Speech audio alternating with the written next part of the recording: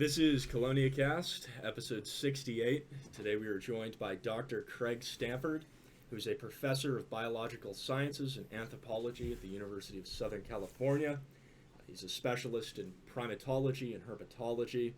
He's won all of the teaching awards at USC, so really an interesting set of accolades. And he's also the chair of the IUCN Tortoise and Freshwater Turtle Specialist Group, and has done an extensive amount of work with sort of turtle conservation in kind of a broad scale, as well as some specific research in a lot of different areas. So we're really excited to talk to him today. Thanks for joining us, Dr. Stanford. Hey, Michael, it is my pleasure, genuinely, because you and your colleagues sitting here, you're honestly like the new guard. We all look at you as, okay, hopefully these guys continue in their careers and you become the leadership someday of what we do. We're a small community, and you only have to look briefly at the group to know that we're a little bit top-heavy in terms of seniority and age. So we're always looking for new blood, which you guys are. And we're sitting here on the balcony looking at the canyon and the waterfall and the Sahara cacti. It's just an amazing place to do an interview. It's cool. Yeah. So, Dr. Stanford, we start these interviews off kind of the same way. What first got you interested in turtles and wildlife conservation, like at a younger age? Right. So I grew up in the New Jersey suburbs of New York City in just a kind of a modest little suburban house, wanting to be a herpetologist. That was my childhood dream, like a lot of people at this meeting. And I had a bedroom full of herps, alligators and turtles and snakes, everything, of course, imported in those days. My dad actually had a business connection to the owner of the local pet store in Elizabeth, New Jersey. And so every time something interesting came in from, Malaysia or wherever, that guy would call my dad and say, oh, Craig can come buy this if he wants to. I won't sell to anybody else. So I had a whole collection. I was really into herps. And from, early childhood on. And then I got to college, and I went to a small college in New Jersey, and where the only biologist who was interesting to me was a marine biologist. And then later, there was a course I took in anthropology, which had primates in it. And I thought, oh, wow, whole animals. I can actually I'm interested not in neurons or molecules, but whole animals. So I got interested in primates. Yeah. And so I ended up going to grad school to do primate behavior, which was a great move at the time because it ended up there were more jobs available as a professor in that field. And I went to Berkeley for grad school. I did a lot of work in India and South Asia on primate behavior. And then, just fast forward, I spent many years working with Jane Goodall. We could talk about that if you like, and doing chimp research. And then at some point in the early 2000s, I was like a senior professor. I had all the promotions that you can get. And I just thought, what do I really want to do? Because a lot of my colleagues, they kind of do the same thing for their whole career, which is wonderful. But I felt like it could be a little bit stifling, a little tedious after decades. And then some of my colleagues, of course, just kick back and don't do anything after a while. So I didn't want to do that. And then I thought I could go back and do this childhood love and make it a professional thing. So I began emailing turtle biologists. And, even though our field is known for quarrels and fractiousness, people were so kind to me. People who were here at this meeting who, knew me just as this person emailing them, I was anonymous, were so open, and I was so grateful.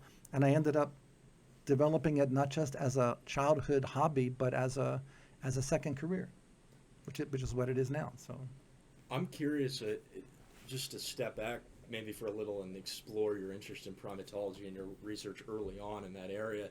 And I'm curious how maybe some of the skills from that you've brought to the turtle world.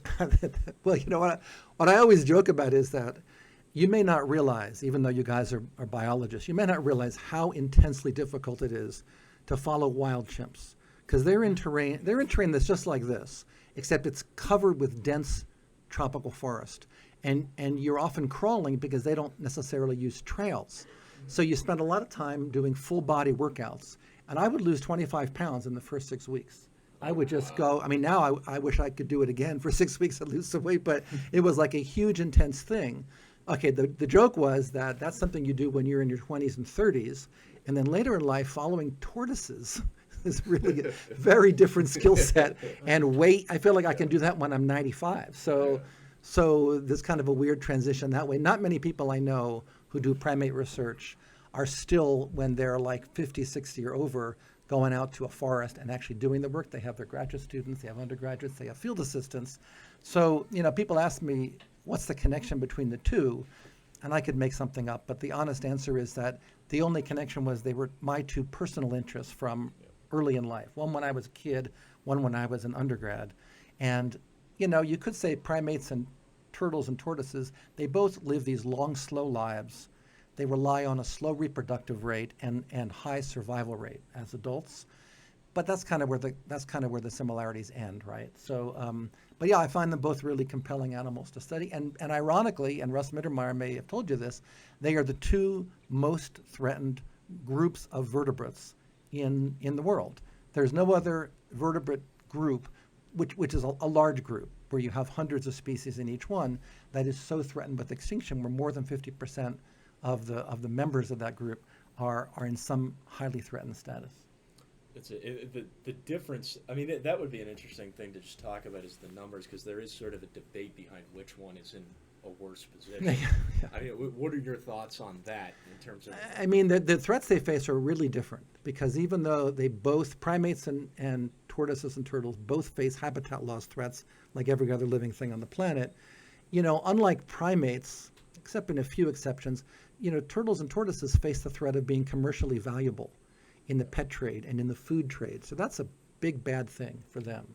On the other hand, they live a really long time. So you could have a species of tortoise that might be virtually extinct in the wild, and then somebody finds one out there that's like this happening in the Galapagos, where we found the Fernandina Island tortoise, right, the female, who, maybe there are more. We'll know sometime whether there are more out there. But I mean, they just live long enough that they can actually kind of outlive the extinction process, at least one or two or three. So primates, even gorillas and chimps that live for 40 years or so, they can't really do that. They can't sustain their population numbers because they reproduce far more slowly than, you bring a turtle or tortoise into captivity, and even if it's a Galapagos tortoise that takes 25 years to reach sexual maturity and lays maybe 10 to 20 eggs at a time, you can still save that species because they, by raising all of those eggs successfully. That doesn't work with a chimpanzee that has one baby every 5 years. Right. There's a lot more investment in that one-off. So much more investment, and maybe a 30-year reproductive lifespan maximum. So maybe just a few babies in a lifetime. Right. Yeah. Maybe we can just step back a little and think about the philosophical perspective. I'm curious what your conservation philosophy is and how you define conservation, because for a lot of people that don't necessarily think about this, it can be that can mean a lot of things. Yeah, sure, for sure. Yeah, I mean, ideally, if you take an ecosystem approach, it often is best to think, we're going to preserve this whole ecosystem and everything in it. But we all know that doesn't always work. And what often does work is if you have one glamour species that becomes a keystone, a flagship, right? Where you say, you can't destroy the Galapagos, because where would the Galapagos tortoises live? So they say that you can't destroy this rainforest in Belize because there are jaguars there.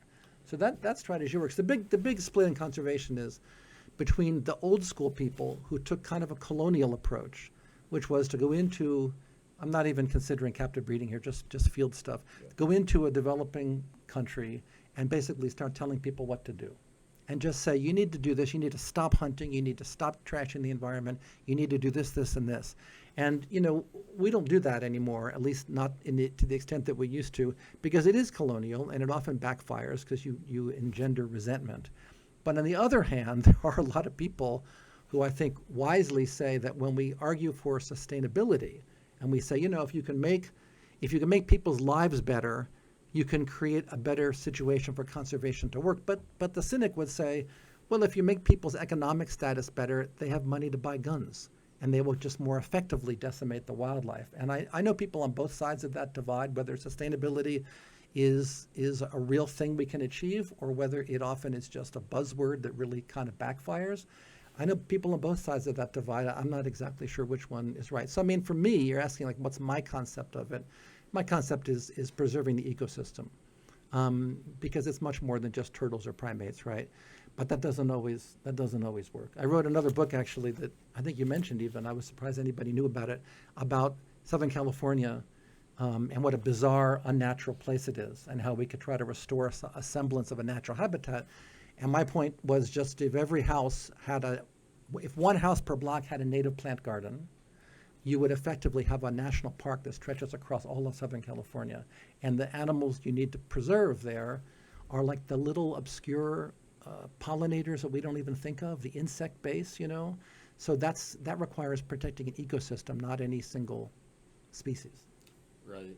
You highlighted something kind of early on in that definition I think is also kind of interesting to explore and relates back to what pieces are within conservation and maybe outside of that in the realm of preservation. And is there a distinction between those two words? And preservation. A preservationist is somebody obviously who wants things to not change.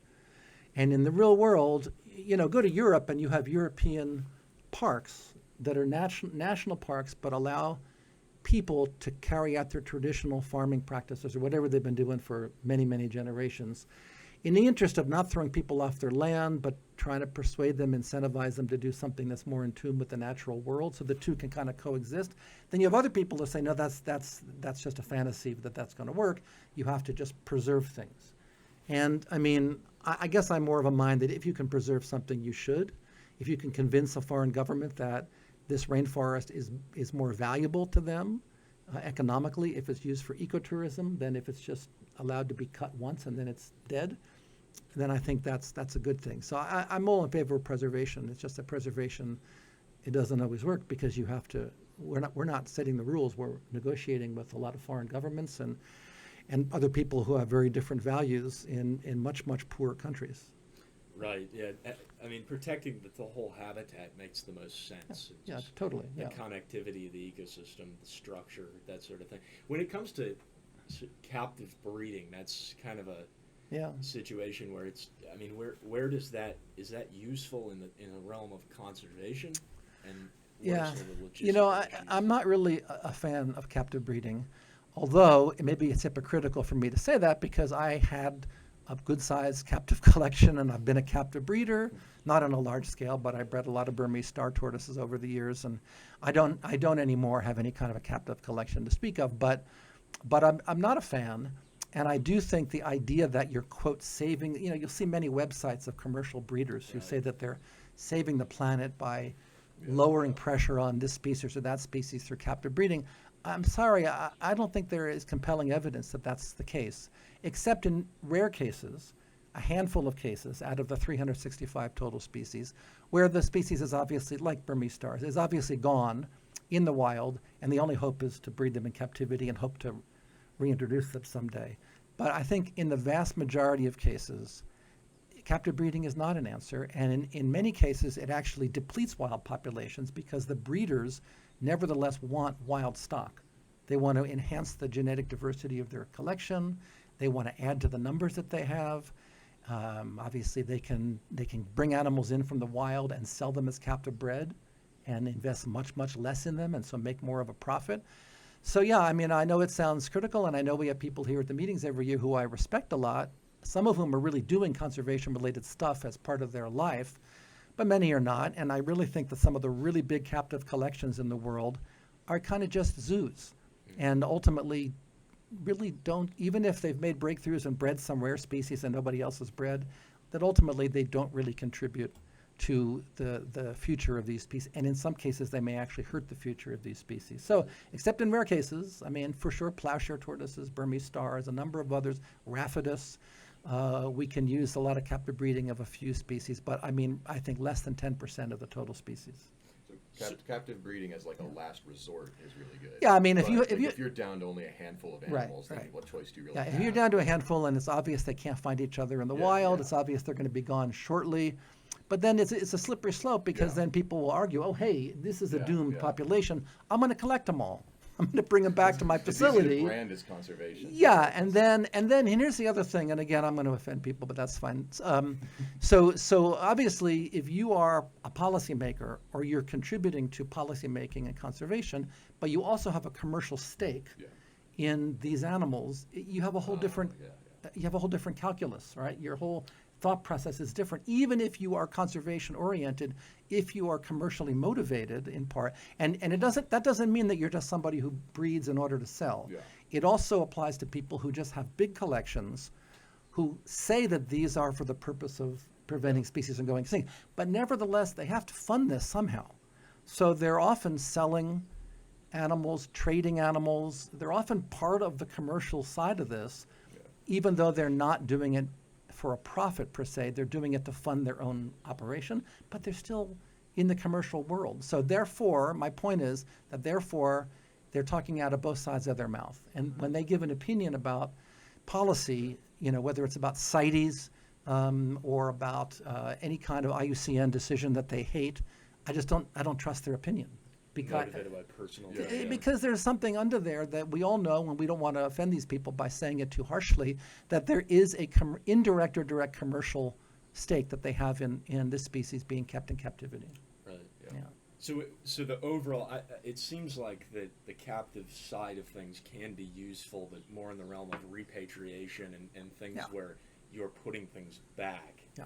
But then there's the downside of that is the habitat is what you're trying to protect, and if there's no habitat, then well, that's an age-old argument. So you guys are too young to remember, but you probably know about the whole California condor mess, where for many, many years, the argument was between the people who wanted to capture the last remaining condors when they were down to like, I forget, 9 or something, or and bring them into captivity and breed them, even though they had not perfected the captive breeding of those birds, and then someday hope to release them. And then the other side was like the National Park Service, who basically said, let them just die with dignity. If you don't have habitat, what's the point of having them in cages? Let the species go extinct with dignity. And in the end, the captive breeding people won, and it did save the species, no question. Because that was one of those examples that we just said, that there was a handful of birds left. There was no way they were going to self-perpetuate and replenish themselves to where they are now, where there now are 500 birds or whatever there are in the wild. So that really was an example of when captive breeding works. But that's like the really, really rare exception. And also, obviously, a multi-million-dollar exception. And that model doesn't work very often. So. Right. And it relates to, I think we'll move on in a second, but this is all interesting to me because you're dealing with large quantitative data sets, and it's with the trade dynamic of the philosophy of conservation through propagation, the idea that you can swamp a trade market, right, and the CITES listing. And I mean, that's a nice idea, but in fact, as I said, what you find is studies have been done, and what you find is that captive breeders usually still want wild-caught animals because they want to diversify their collection, or they want a new morph, or they want this, or they want that, and they justify it. They always somehow, it's no different than somebody who's like an obsessed stamp collector. They take the high moral ground when they smuggle that stamp through some customs or something. It's kind of the same weird rationale that you convince yourself you're doing the right thing, and therefore you're able to do that. But ultimately, not a good thing. Well, right. If it isn't the breeder necessarily, I mean, there's some people that potentially have good intention, but the buyers, if it's a status symbol, they want the real. I was writing for the next book I'm writing, which is about reptiles and amphibians that are on the brink of extinction. I was writing an article about poison frogs, our poison frogs, and some of the really rare species that are in Colombia that were just like 80 to 100,000 were taken. Layman's poison frog were taken out of the wild over the last 30 years. And the number of poison frog keepers in the U.S., which was less than 100 in 1990, is now 50 to 80,000 people keeping them.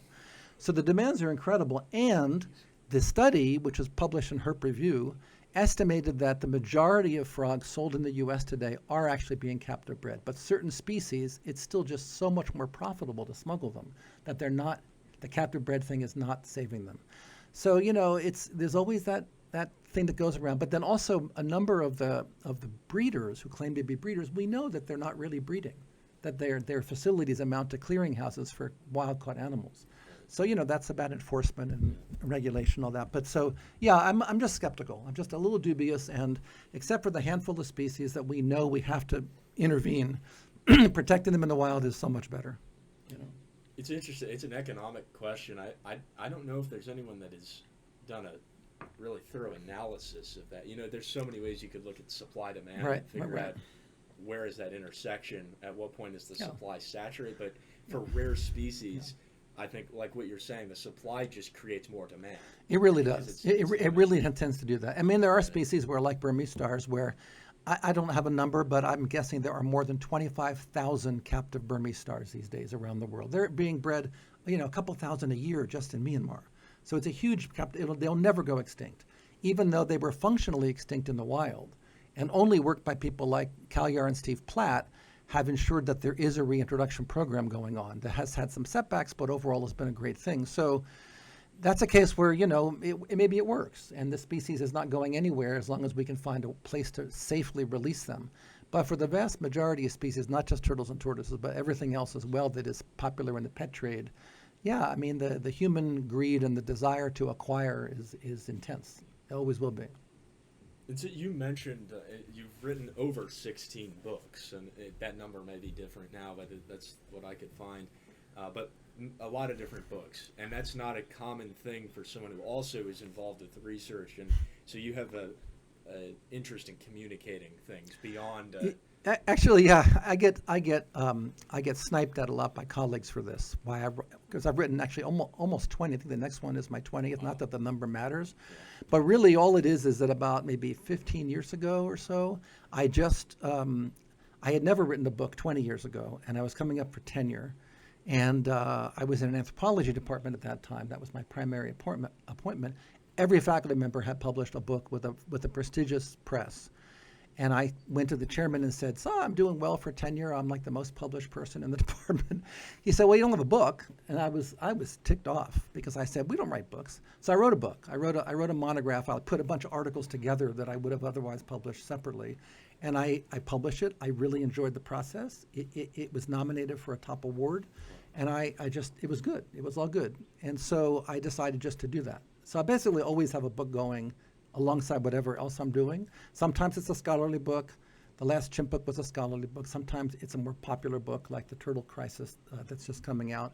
But yeah, I always have that going on, and I just enjoy it. It's honestly, people say, "Oh, you're trying to make money this way?" I'm like, I could make more working at McDonald's per hour. Honestly, you really For most of these books, yeah, honestly, yeah. So it's really, I just simply enjoy it, and what you said is really, I really like the fact that instead of the 50 people in the world who will cite a paper, and only 3 of those people actually read the paper, because there's a big difference between citing a paper and reading a paper, right?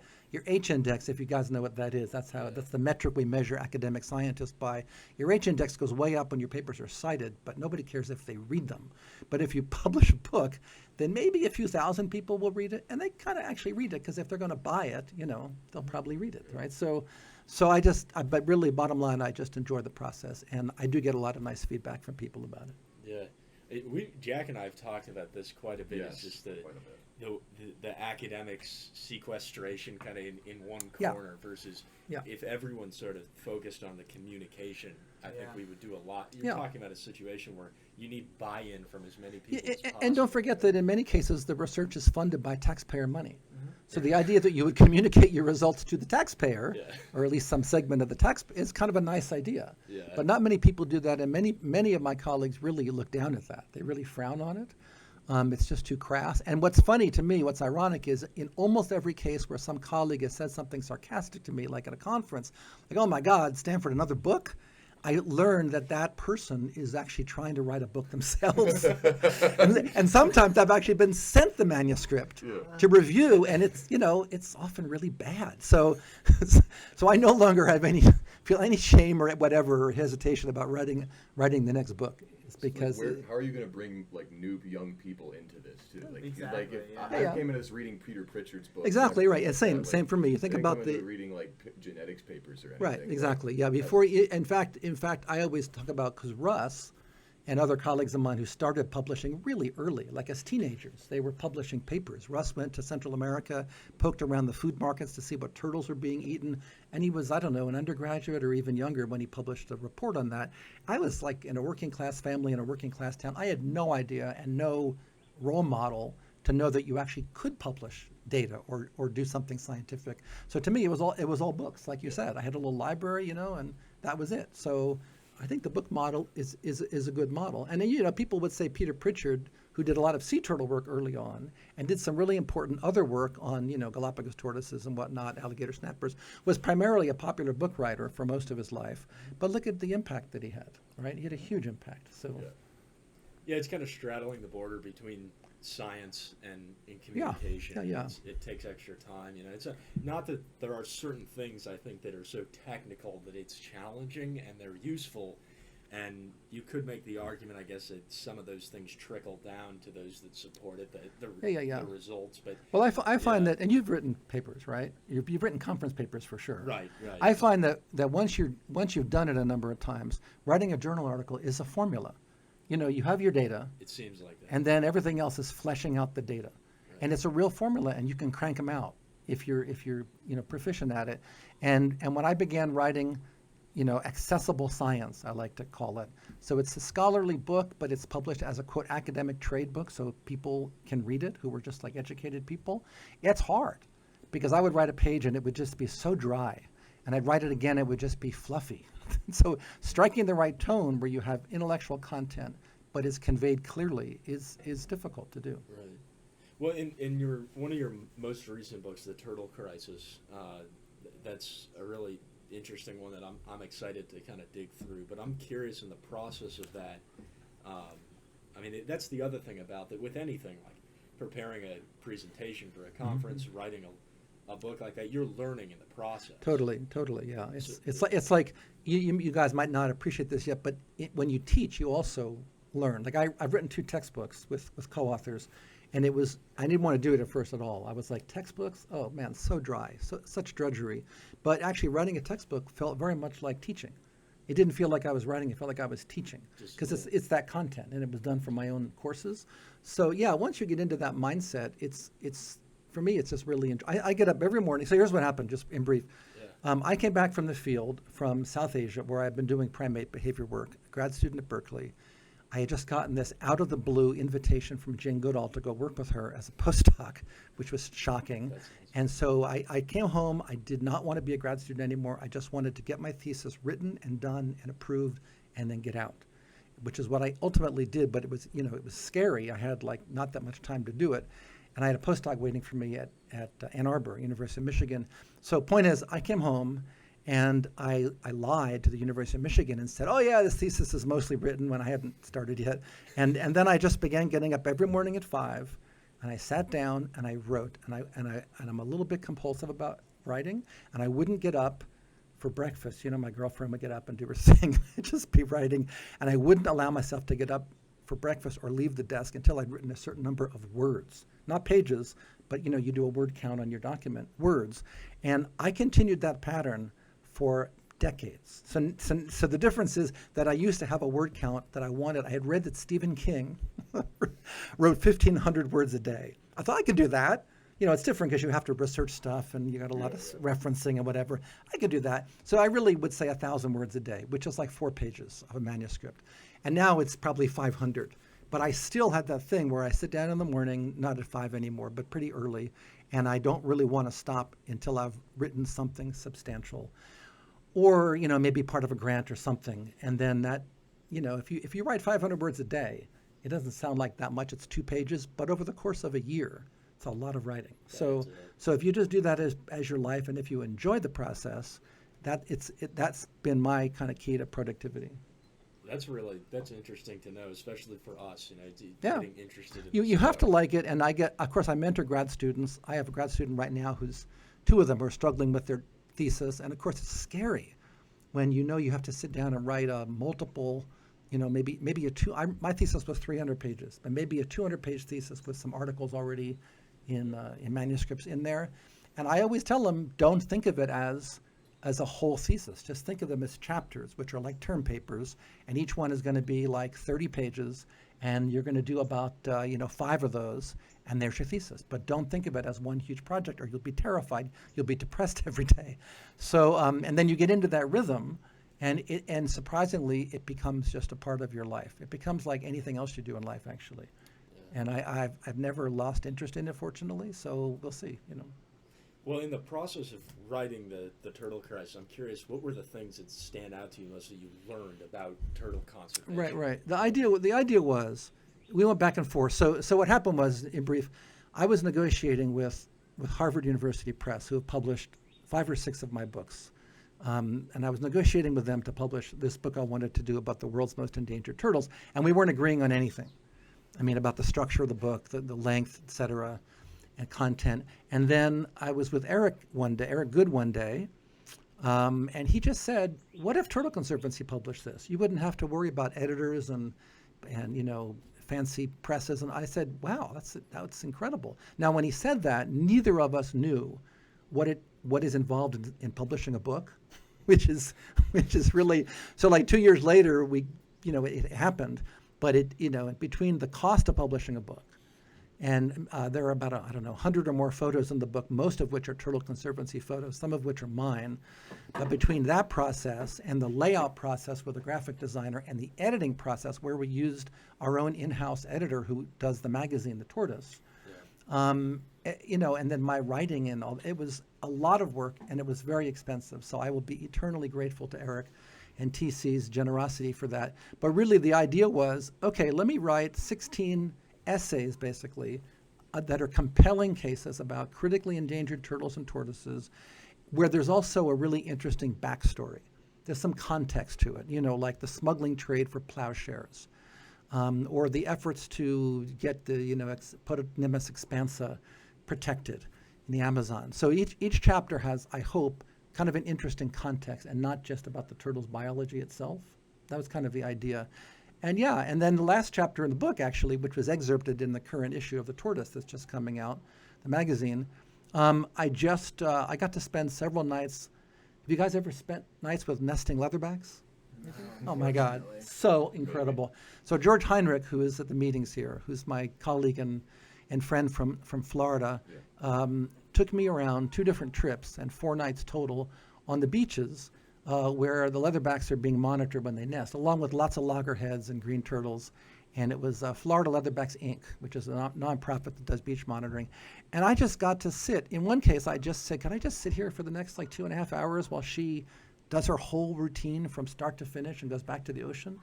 And just kind of did made notes, mental and otherwise, of every little detail. And it was so moving. I mean, I've spent time in the wild with, gorillas and chimps up close. This was so moving to see this, 800-pound female doing this. So the last chapter is this is what it means to be this close to an animal that's engaged in this hundreds of millions of year old blueprint that we're endangering by all of the bad stuff we've done to leatherbacks. So I just wanted to make them compelling accounts, basically, of each species, case studies, basically. That's awesome. We had the fortune of seeing one a few months ago. Oh, cool. Where? It was the Jupiter Beach. Yeah, that's where I was. That's where we did it. Yeah. Cool. Yeah, so that was incredible. I mean, we walked for about 7 miles and saw the lights. Dozens of loggerheads. Right, loggerheads everywhere. Loggerheads were everywhere. They were like speed bumps. We were on ATVs, and it took a while. But one night especially, we had great leatherback, and we had 6 leatherbacks in one night nesting. It was amazing. The local turtle patrol was able to give us information on the turtle. Cool, that's cool. Yeah. 700-pound female. So oh, nice. Yeah. Yeah, it was an extraordinary thing. Like I said, and I've been up close to some really big animals, and that was just the most incredible. That was insane. That was incredible. The beauty, the magnificence of the event. And she's tearing copiously, and she's doing her feet are digging out that hole, and it was a really extraordinary thing. Yeah. Well, when it comes to just turtle conservation broadly, you wrote the paper "Turtles and Tortoises Are in Trouble" in 2020, and that there's an interesting table in there that I've referred back to a lot. And for the top 25 most endangered turtles and tortoises, it kind of gives a broad percentage to the contribution of, I think it's 5 major threat categories. Right. And so then it sums the total percent contribution to the total of all those threat categories. Okay. And I'm curious if you think that that's a good proxy for all turtle and tortoise species in percent. Right. Honestly, it's case by case. Mm-hmm. So when I wrote this book, for instance, or when we get together, we're going to have a top 25 meeting at this conference because we're now redoing the top 25 again for a publication next year. There are similarities, of course, but in so many cases, the threats are just, habitat loss, entirely the threat for one species, collection for the pet trade another, collection of eggs or flesh from adults for the food trade in another. So it's kind of different. There are general trends, of course. Habitat loss is across the board trend, basically. But I really think it's kind of case by case, and that's why having local conservationists doing the work who have a long-term connection to the site and the species is such a huge, important thing. And some of them are at the meetings here, and many of them are. What I've done as chair, one of my main things has been to visit many of these people and these projects to try to let them know that we're really excited by what they're doing, and what they're doing is great. In some cases, going to meet with government officials who themselves have no clue about what this person is doing, on this obscure Indian species of turtle, and basically make sure the government at least knows this guy's doing amazing work, important work. And then also maybe brainstorm about publishing, brainstorm about grant getting, brainstorm about how to make their work more recognized. So all that stuff, that's kind of been my favorite role as chair, is to be this, ambassador, just to be able to go out and connect with these people. But in every case I've encountered, to answer your question, just different threats. Right. So yeah, it's almost unfair to try to quantify it broadly. Well, you could say like koalas, basically every koala is a victim of the pet trade. Right? If it wasn't before, if it was for food and sometime in the past, now it's the pet trade. So you could certainly make that argument. But in some cases, habitat loss is devastating for species that are not really big in the pet trade yet. Right. Yeah, right. Well, that would be interesting to expand upon too. Is it your role as chair of the TFTSG, and maybe what are some of the recent highlights from communicating and facilitating with different projects? So COVID, dented that because I couldn't travel. I had to cancel a bunch of trips, which was too bad. But now that we're back to traveling, the most exciting, and I'll talk about this tomorrow morning, the most exciting stuff that we've done recently, the specialist group, has been we've done a large number of workshops to assess or reassess the status of these turtles. And I've attended them. There's one happening here at the meetings, a closed mini workshop. There's another one happening in Ojai in November. But I've attended, but really it's been Vivian Paez, who's our Red List coordinator, and then Anders Rodin, who's been doing this in some role or other for like 40 years. It's those two who have really put these together, and we've assessed about half the world's species just in the past couple of years. And if you go back maybe 5-6 years since I became chair, we've done something like 200 some species out of 365, maybe 2/3 of the world's species. So that's really good. And when I became chair, so I don't know if you guys all know this, but so IUCN has about 200 specialist groups, and they want about 60,000 species of plants and animals assessed on a regular basis. They want that because it should be done, because we should know the threat status, but they also want it because their funding comes from many national governments and also the United Nations, and they want to, they have to show results to get this funding continued every year. So there's a lot of pressure on chairs and Red List coordinators to make this happen. And when I became chair, I just said, and I was totally in agreement with people like Anders Rodin, Peter Paul Van Dyke, who had said this before me, that we really want to do as many assessments as we can, but we don't want to lose quality control. Because there are some specialist groups that have thousands of species, flowering plants or trees, and they do these assessments, they're really fast. And I can't imagine they have enough substance in at least some of them, and we really wanted ours to be as substance-filled as possible. So the fact that we've been able to do so many assessments is a real tribute to like Vivian and Anders organizing these workshops. And the experts from other countries, we were in Bolivia in October, we had people from all over South America, we were in Mexico last summer, people coming from all over to contribute their knowledge about each species.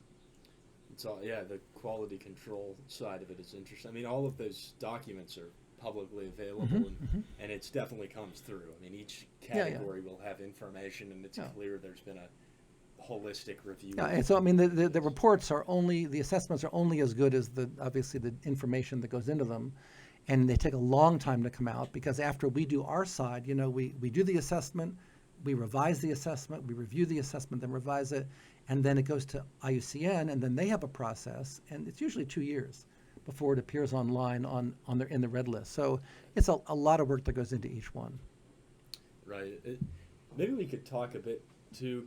There's a lot of travel and adventure that goes into this, and the work that you do as the chair, and just outside of that, even in pursuit of Bolson tortoises, Kwahilin box turtles, and all of the other species you've seen. What are some of the highlights from those projects? Of my turtle. So my turtle research career and conservation career began around '02 or so, '03, '03, I guess. I met Eric Good at exactly the same time, just very happenstance, and got involved with this group around the same time. I actually went to these TSA meetings the first time. I believe it was '05, and it was at a you guys weren't even born. It was at a La Quinta Inn motel on a frontage road outside of San Diego, and like El Cajon or someplace, Okay. somewhere down there. It was very random. There were like 30 or 40 people there. Wow. Very different than what happens now. Yeah. And I went for one reason, which is I heard Peter Pritchard would be at a conference. And just like you said, I grew up with the books. They were my most prized Christmas presents every year. So I went just basically to meet Peter Pritchard. And little did I know that people in the room, most of whom I didn't even interact with, were now my, Ross Keister, Eric Good, Jim Juvick, Steve Platt. They're all people who are my friends or people I really respect now many years later. So I got involved back then. And point is, I actually went to Myanmar. I went to Myanmar twice in like '03, '04, because I was interested in starting a new primate project. And I was thinking that we would start a gibbon project. And not for me, but for one of my grad students. And I would make the connections. Myanmar was just opening to tourism and Westerners coming in. There had been a few primate surveys and other mammal surveys. So I went, and it didn't work out at all for various reasons. And while I was there, and it was very difficult in those days, there was I brought a satellite phone secretly with me, and people told me later I could have been arrested for having a satellite phone in the country. But I just needed to communicate, and there was really no way. But I made a connection, I guess just before I left, with a primatologist in Bangkok, who was an American colleague of mine who had been in Bangkok forever. And I said to him, here's what's going on in Myanmar. It's not working out. He was a gibbon researcher. What do you think? And I also am interested in tortoises and turtles. And I told the Burmese that. And he said, why don't you go to Thailand? And I had actually a 24-hour stopover on my way home in Bangkok. So I went, and he gave me the name of a person to visit, Kumthorn Thirakupt, who Peter Paul Van Dyke worked with for a long time. Kumthorn retired. So he's a wonderful scientist, wonderful person. And I literally showed up unannounced at his lab.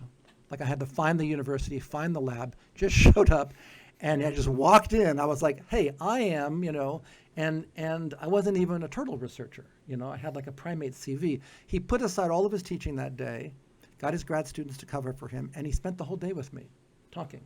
And then by the next day, one of his current master's students was my student. Then that student, Pratyaporn Wanchai, who's now a lecturer at a university there, did a very nice master's thesis on Manuria hemisphaeri.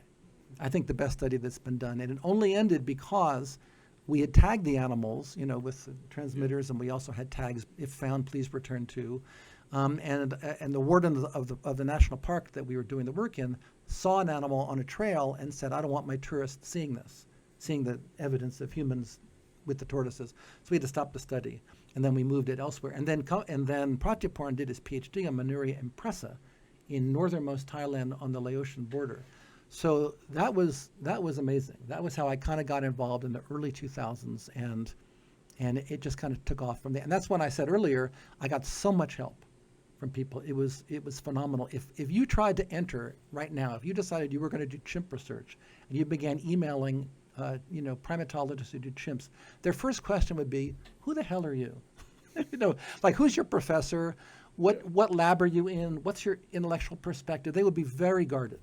Or they would probably say, there's just not room. We have these different field stations, and there's just no room for you. But the turtle people all just responded, and, it was really John Baylor, who ironically I'd written to when I was 13 years old, when he was at the Bronx. I wrote him letters, and he responded to this kid who wanted to know, what do I feed a Bibrin's gecko or whatever, and we had like a 2-year correspondence. It was John Baylor who emailed me all of this information and people to contact, and then I met Eric, and then these people who were at this very early TSA meeting. So that's a really interesting integration. Yeah, it was the way it all kind of happened for me, at least. So. Yeah, and so you've also worked with plowshare tortoises and seen them in situ, which is just, that's got to be the scientific side of it. Is really interesting. I think you helped with a paper on the ecophysiology of plowshares. Yeah. Just the majesty of the animal and an amazing animal. I was just visiting my graduate student's project, Andrea Curillo. Okay. She's a wonderful scientist, and she did her PhD on partly on plowshares, partly on radiateds, and was really looking at reproductive endocrinology of females in order to maybe boost our captive breeding potential of plowshares, which are one of those species that we really have only in captivity. But yeah, I got to see them in the wild, and of course, the places I saw them, they no longer are there. I went in 2013 or 14 or something, and they're all poached out since then. The only animals that are left, most likely, are in an exclosure, a fenced-in part of the forest that's several hectares under armed guard. And I don't know what their future is, but yeah, she did a very nice study. So yeah, that was wonderful. But honestly, so I didn't actually answer your previous question. So when I went to see the Burmese, when I ended up getting involved in Thailand with Manuria emisferi, the so-called Burmese black tortoise, the Asiatic giant forest tortoise, they are the most incredible animals. They're not beautiful, right? They're just kind of a mud brown. Just ancient. But they're just ancient, and to be in a rainforest in Kengkruchen National Park in central southern Thailand, where there are tiger, there are elephant, there are dhole. There's every animal that ought to be there except rhinos is there. And then this huge tortoise comes lumbering out of the undergrowth. It was just an amazing thing. And we did a really nice study. We had a number of animals with transmitters, and that really, that was my first turtle project in the early 2000s. And it really convinced me, oh yeah, I can do this. I can do this through graduate students. I could do it on my own. So then I mentored Pratiporn and also a Cambodian student who were doing impressed tortoises, one in Cambodia, one in Thailand. I was in the field with them. And then I ended up, years later getting involved with, as you said, Coahuila box turtles in Mexico, which is kind of my main connection right now through a team of Mexican colleagues who are doing great work there. Maybe we could talk about that a bit. I mean, Mexico is one of the top 3, maybe the second most turtle diverse country. Yeah. And so there's a lot of, some of the past guests in recent history of the podcast, it's been coming up a lot, and there seems to be a lot of energy there for kind of young vitality with conservation work and a lot of focus in that area. So maybe you could just speak to that. Right. Well, first of all, Mexico, it does have very high turtle diversity, 29 species, and a lot of them that are really critically threatened.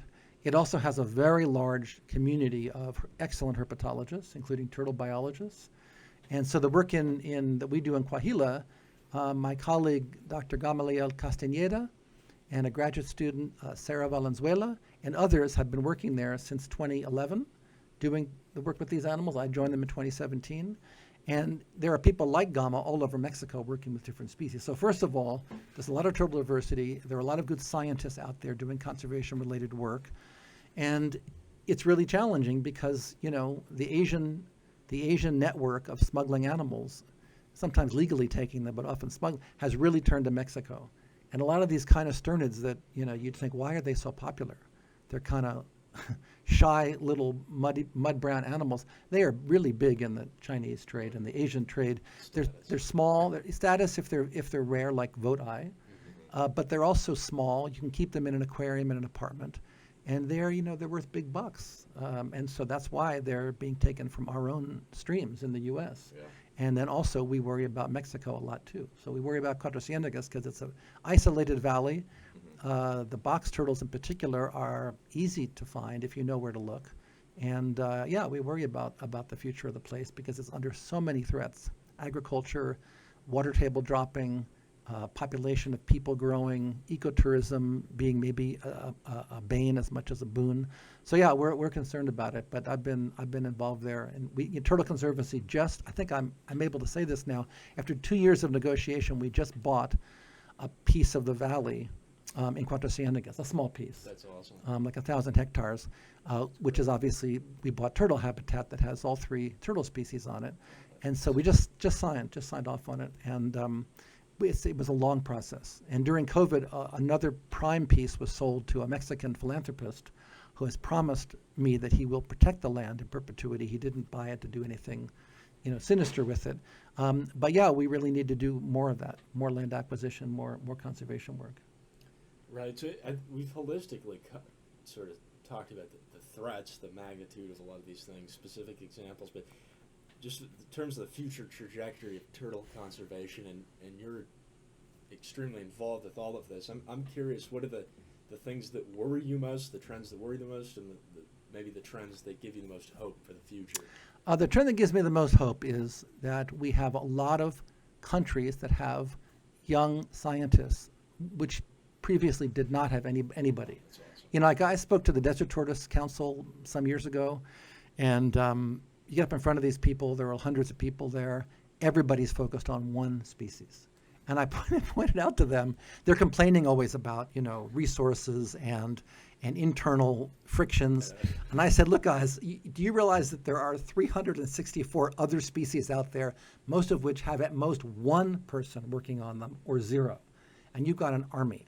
So just, appreciate what you guys have here. So to have more people in all these different random countries, I mean, sub-Saharan Africa, between South Africa and the Sahara, you have very, very little in terms of experts and local conservation work being done. So, but Latin America has a huge community. So to me, that's the good side. That doesn't directly lead to solutions, but it's part of the solution. And the general heightened awareness. That's what the book writing is actually all about, and the lectures and all that I do is just heightening awareness of the problem. Why are turtles important? Why should we save them? Is it purely a moral issue? Are there good environmental reasons to do it? That kind of thing. And in terms of the worst part, or the scariest part, the trade, the pet trade is intense, and it's almost unstoppable, right? Ask the TSA people who had to do the rescue operation for 18,000 radiated tortoises that were, when was that, 2018, 19, something like that, that were found in Toliara in southern Madagascar. And most of them survived. Many of them are still in the rescue center. So that's a huge, daunting task. And that pet trade pressure is not going to subside, no matter what kind of regulations you put in. I in 8th grade. That's when that happened. I was in 8th grade, and I had called Jordan Gray about how I could help with that. He got back to me 30 minutes later and said, you could come. Really? And so I was really fortunate to. You went as an 8th grader to Madagascar. Yeah, Are you serious? Yeah. It was, You're not kidding me. No. Your parents must be incredibly open-minded and supportive. My mom came with me. So Seriously, it was really cool. As an 8th grader, you said, "Mom, Yeah. are you?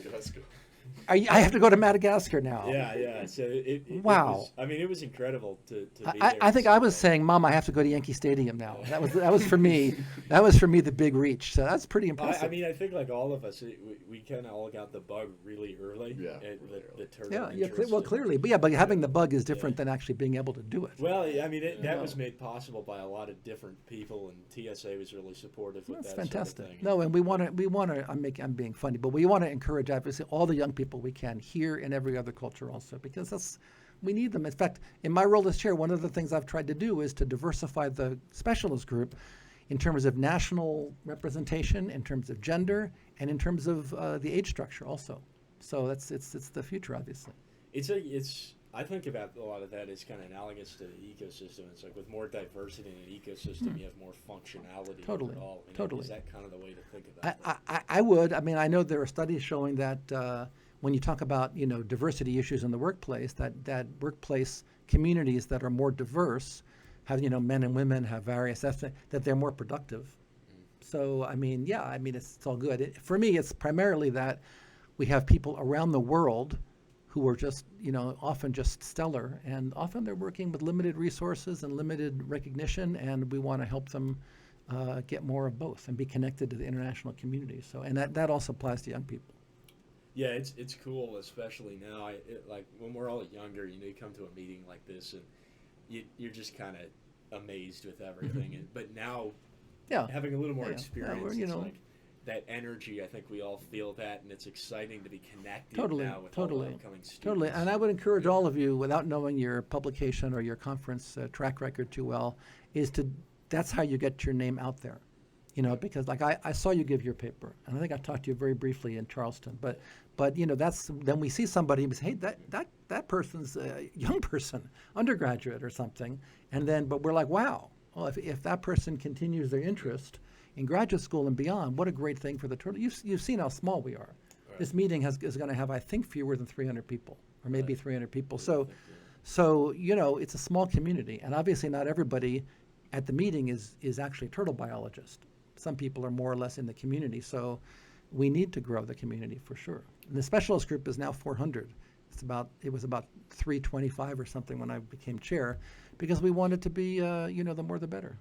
That's awesome. Yeah.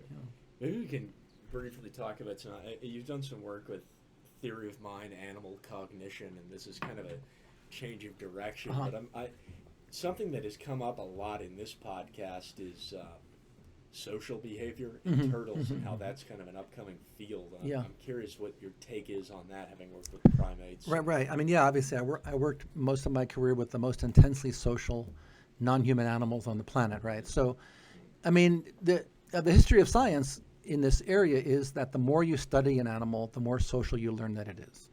Like we used to always say, oh, cats, house cats, they're totally not social. But it really depends on how you measure sociality, and we find that they are actually quite so. That, in the case of turtles and tortoises, we find maternal behavior in more and more species. Same for crocodilians, right? The more you look, the more you find. Very rarely do you study a species and find that it's less social than we thought it was before. They pretty much are. We have, my colleague Jim Juvic has done some work on vocalizations in for instance, Manuria tortoises, and they growl at each other, and the males fight with each other, and they make these kind of subsonic sounds that we can't really hear, but they're certainly hearing them one to another.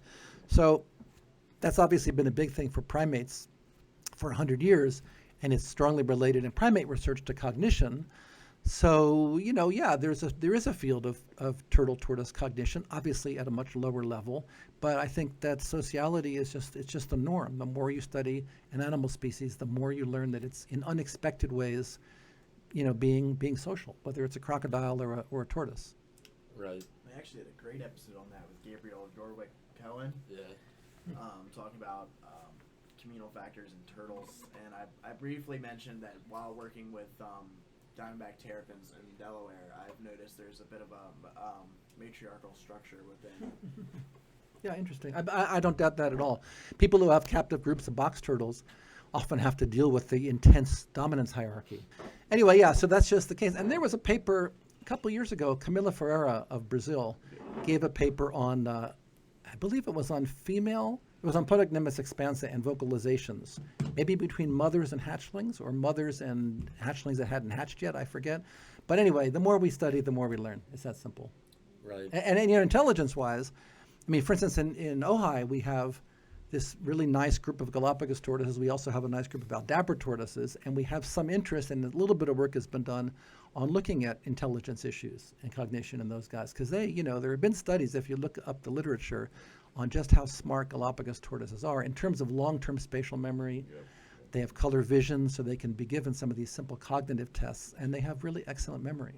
So, how do you define intelligence? Yeah, that's always the question. I mean, as somebody who's been asked that a lot because of the primate work and working with chimps, intelligence is kind of overrated in the animal world, right? Because all intelligence ultimately is it's an adaptive strategy for surviving and reproducing. And if it doesn't do that well, it will disappear. Exactly. And a lot of the most successful animals on the planet, numerically, of course, are, cockroaches and insects and animals that operate practically without a brain at all. So you can't really say, okay, yes, obviously humans, we've reworked the planet and we've, brought ourselves to this current state for better or worse. But you can't really say that, chimps having a big brain is a really good thing. All you can say is, if it were a really good thing, they might have had an even larger range across Africa than they do. So it's really just about whatever works in terms of survival and reproduction. I wrote a book about comparing dolphins, bottlenose dolphins, and chimps, because there are striking parallels, even though they look nothing alike. They're mammals, obviously. But looking at the suite of traits that unite them, which is that they both live in these kind of fission-fusion, flexible societies. They both have huge brains. They both tend to form alliances very easily among males especially. A whole suite of traits that suggest that some of these things go together in the formation and the evolution of big brains in animals. It doesn't have anything to do with turtles or tortoises. But in general, I'm curious about why does everybody say Manuria tortoises are so smart? First of all, why does everybody say that? And second, are they actually that smart? Yeah. I've heard many tortoise keepers say that and believe it. And I don't exactly know whether that's anthropomorphizing or whether there actually are data to suggest that, right? They always say, they follow me around like a dog. Well, my radiated tortoises at home follow me around when they think I have cactus in my hand, right? Yeah. So it's a little bit subjective and maybe a little silly sometimes. But in general, all intelligence is you don't want to be too value-laden about it. It's just a survival strategy. That's interesting. Humans have taken it kind of to different areas than anything else. And Yeah, I mean, we're hard to compare us to anything else because we've Yeah. changed the planet. But if we ultimately destroy ourselves, then the dinosaurs were around for 150 million years. We've been around for like 150,000 years, so that's orders of magnitude difference so far. And that would be sort of evolutionarily, it's a sign of a lack of. Yeah, I mean, yeah, we still operate with a lot of very primal instincts that we don't control very well. Right. The menorah is an interesting point. I feel like there's something in the eyes too. I mean, Yeah, geomita is kind of a similar thing. I've heard things about that. The eyes are a little more. If there's an awareness, yeah, Yeah. that could well be. I've kept menorah. Never had huge ones, but I've kept them up to like this size. And yeah, I'm curious because up in Ojai we have a nice group, and everybody there thinks they're super smart also. So, no.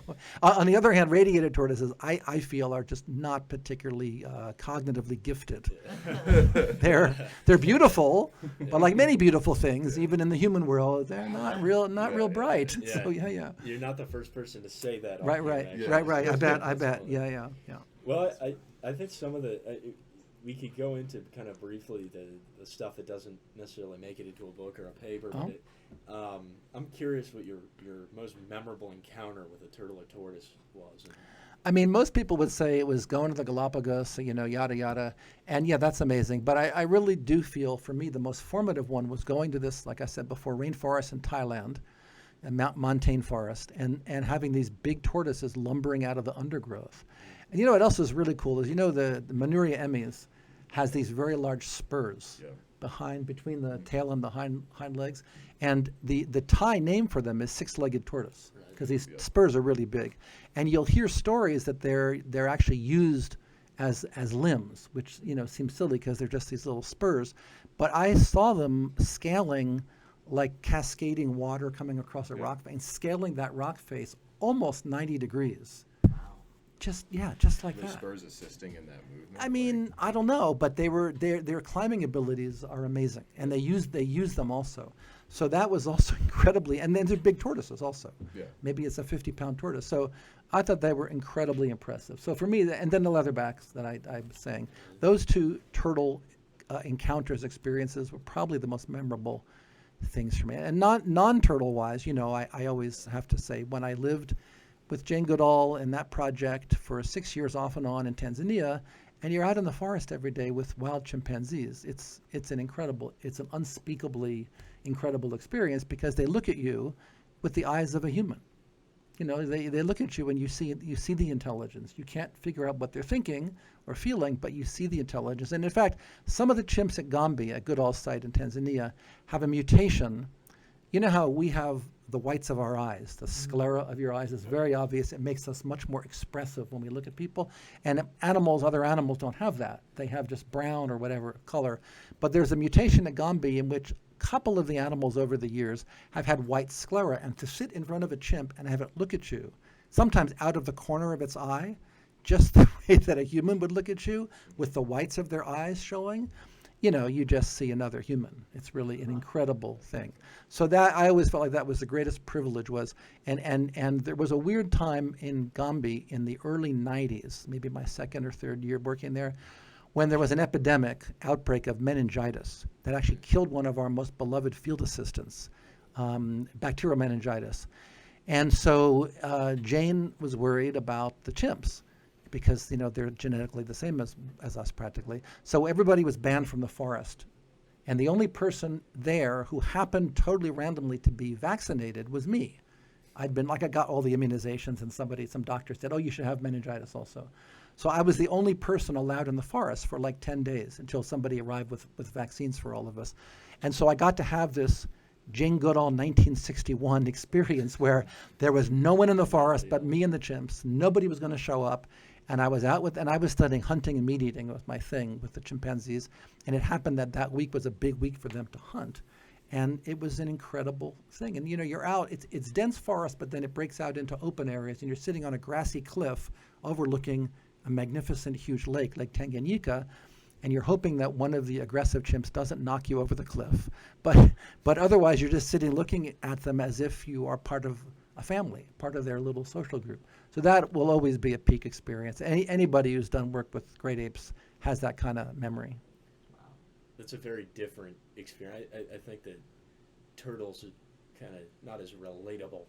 That's Yeah, but still, it's I mean, the ancientness of them. And when I got involved, I mean, I as a kid, I really wanted to do this. But when I got re-involved with turtles and tortoises, part of it was that the animals themselves are fascinating and amazing to all of us, right? In kind of a Zen kind of way also. But I also thought it was so poignant that here's this animal that seems so invulnerable, so protected because of the shell, right? And in fact is so utterly vulnerable because, they don't run away. People find them, people take them, people abuse them. We've just used them as playthings for human history in a very bad way for the most part.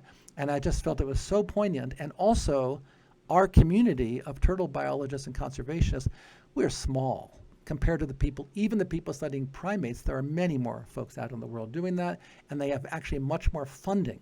So we used to complain about the funding for chimp research, and it's much more than the funding available for most turtle and tortoise conservation research. So I also was very touched by the fact that so many people in our community here, this is not even their day job.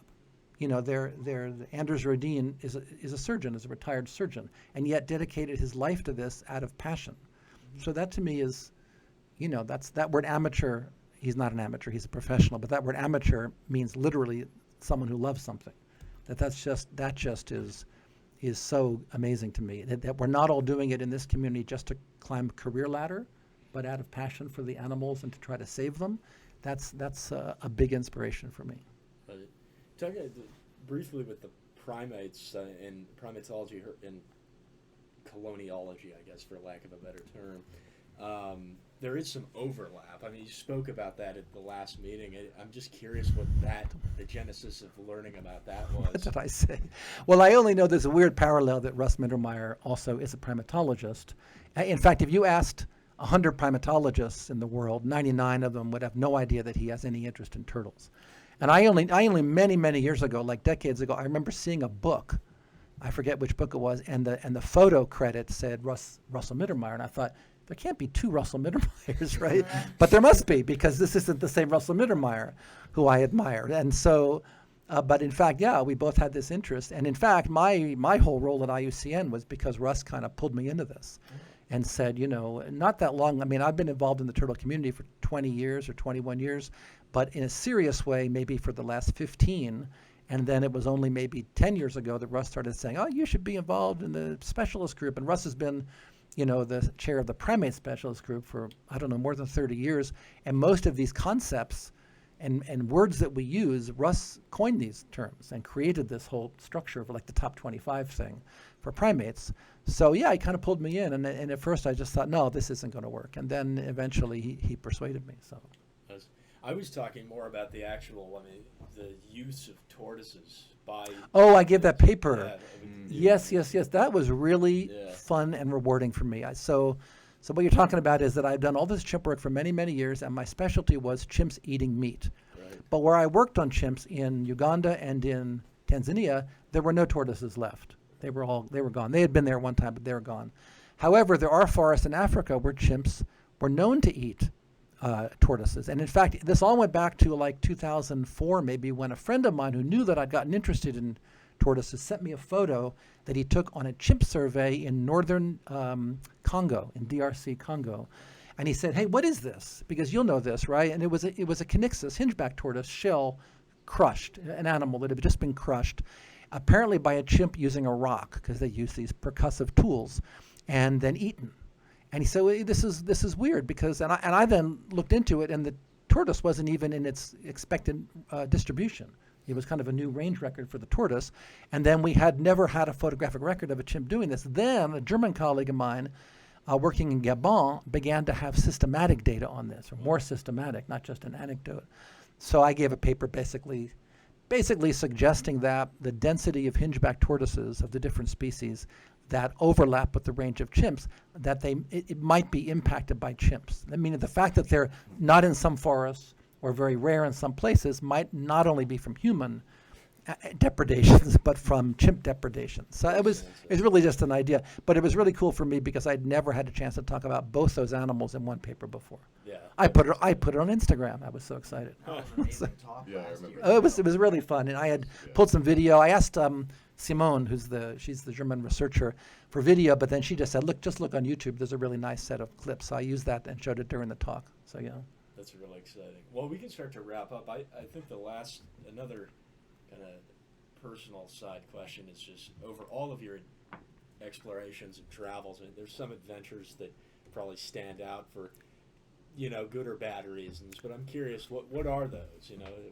The best experience, the most memorable thing that when I'm 90, I'll be thinking about is, as I said, sitting out with chimps in the wild. Just an amazing experience. I would hope that between now and then I'll have many more of these experiences with turtles. But yeah, just sitting there in the wild, looking into the eyes of a wild chimp with no one around, and you're just you're like you're on a Boy Scout hike, except they're not human Boy Scouts. It's like that.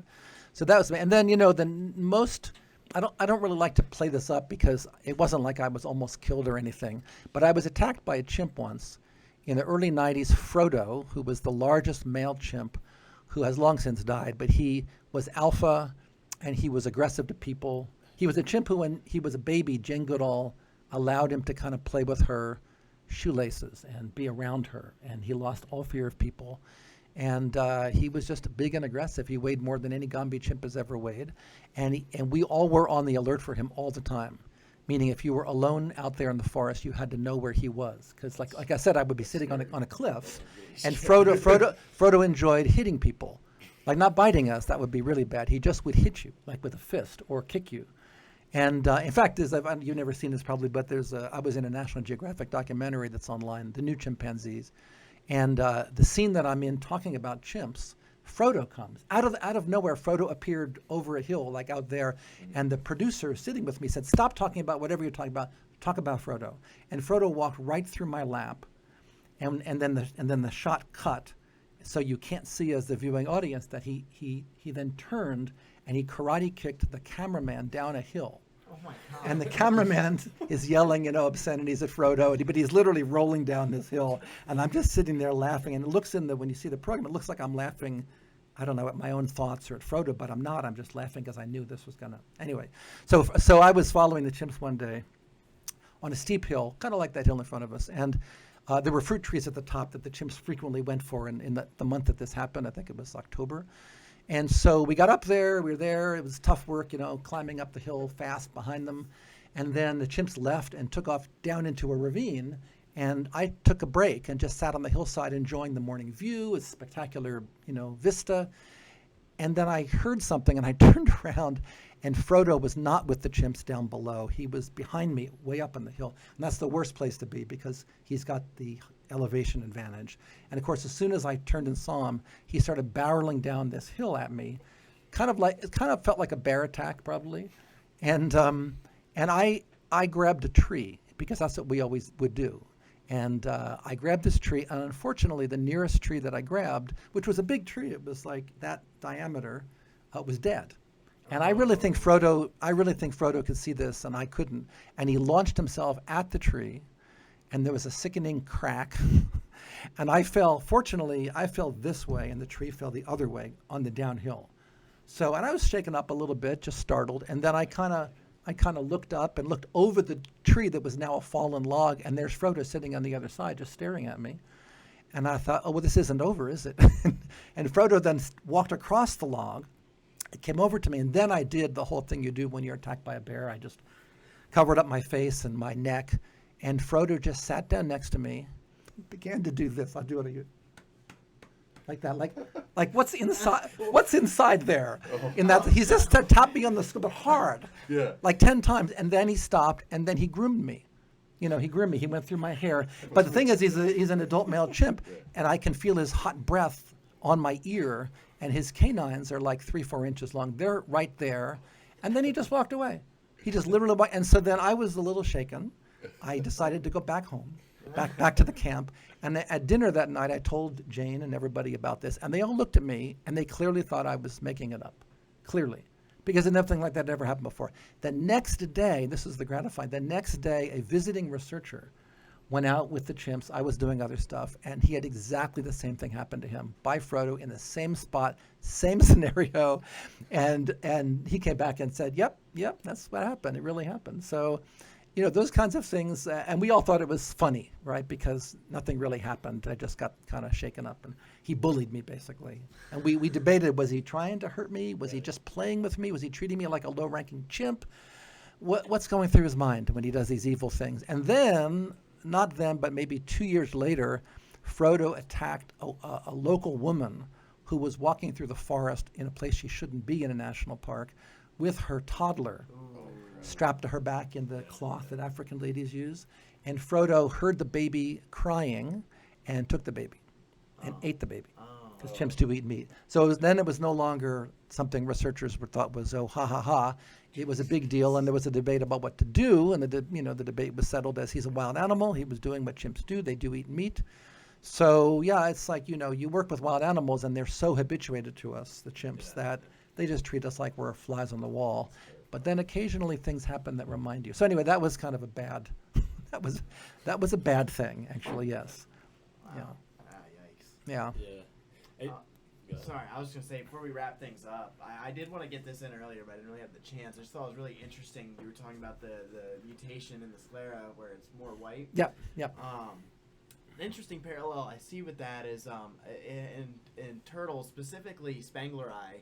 Right. Everybody Very I've ever met expressive face. who Yes, has yes. kept Spangleri says it's very expressive. And why do they have that? Well, they're really animated. Right. They're I really think high that's energy, what it right? is. It's But they also have an eye that really gives you the impression they're like thinking. Yeah. But it's really because of the white, White. right? That's really the reason. I have no idea what that really means. Is it the contrast between the two? Contrast. I mean, we always say in humans, Yeah. it enhances communication. Yeah, and when you look at somebody face to face, you can convey anger, love, fear, whatever, better because you can express it with your eyes. But for Spangleri, I don't know. Yeah, I have no idea. It's just really interesting. Yeah, I agree. I totally agree.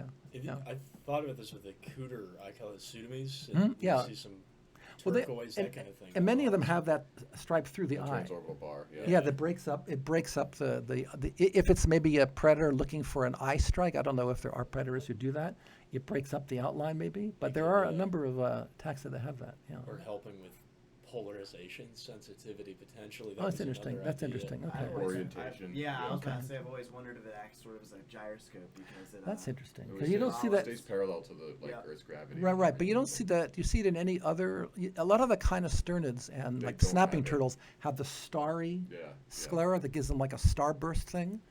I'm not sure, but that's about either. So. I wonder, it's dominant in basking turtles. I've noticed. Right. Which are different. They are Right. just different. Yeah.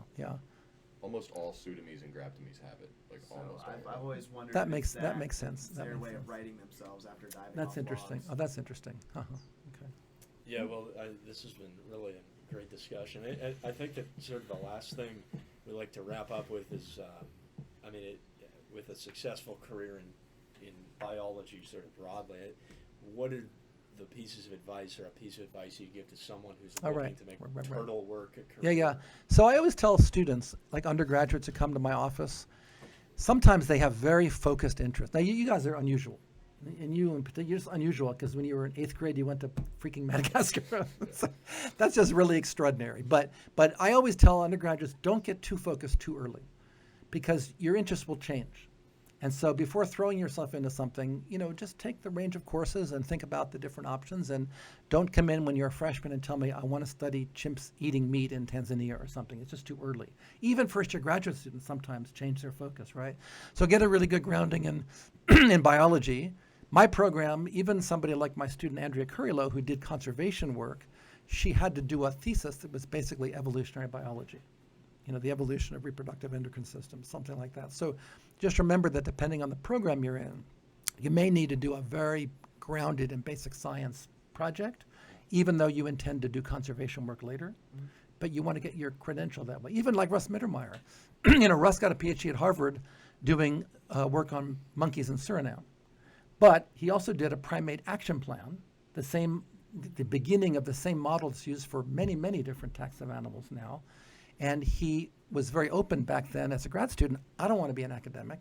I want to do action plans that I then carry out to try to save the world's primates. That was his thing. And he was lucky to have an advisor at Harvard, Irv DeVore, a famous guy, who was very open-minded about that and said, okay, cool, you can do that. So point is that, that Russ had one career track that he kind of semi-switched later on. So. Yeah. Yeah, that's really good advice. I mean, we'll take that to heart. Yeah, I think get a broad background because we all want you to do turtles, but if you decide that you really want to do something that's something in conservation world maybe, but something else, you have time.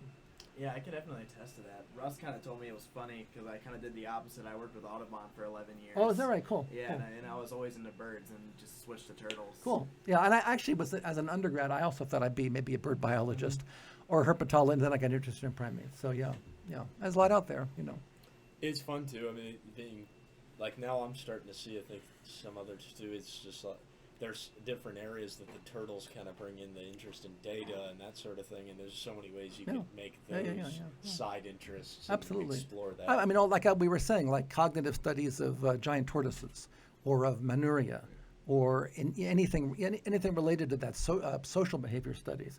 Those are all great. And if you do them on an endangered species, then you're all. I often think that the main contribution a field conservationist makes is just being there.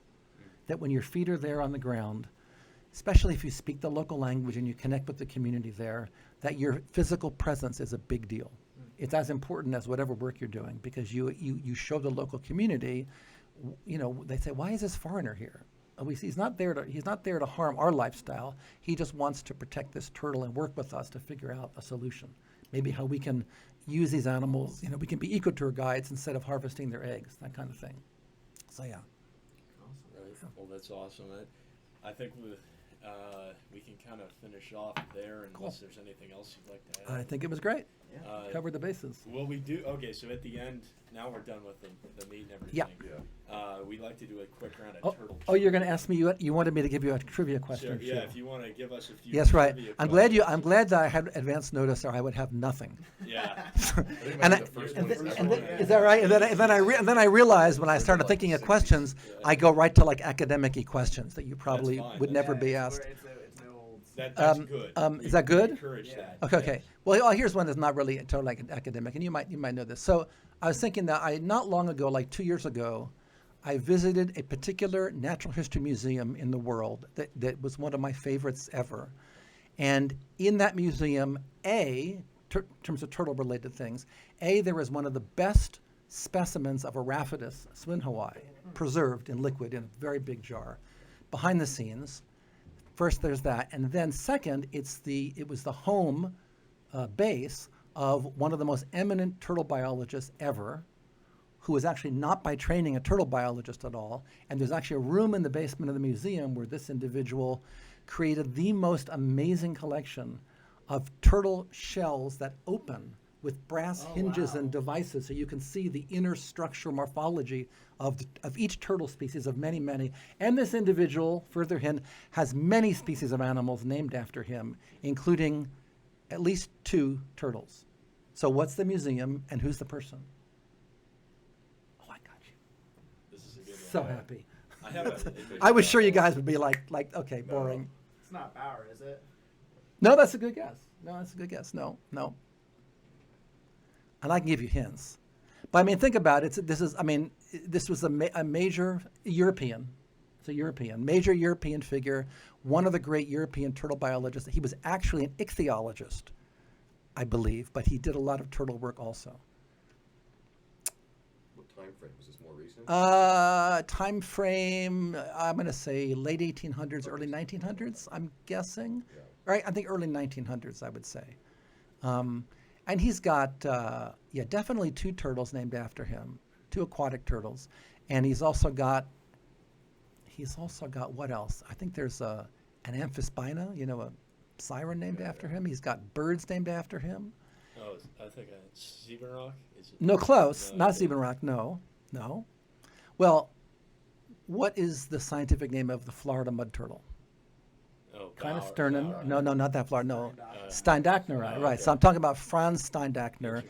who had this, he had this incredible, it's not on display, room where you walk in and he has many turtle species and it's like a jigsaw puzzle. He spent years, I would guess, on this thing, where you can open each shell and see the bone structure underneath with these beautifully done, like very kind of German.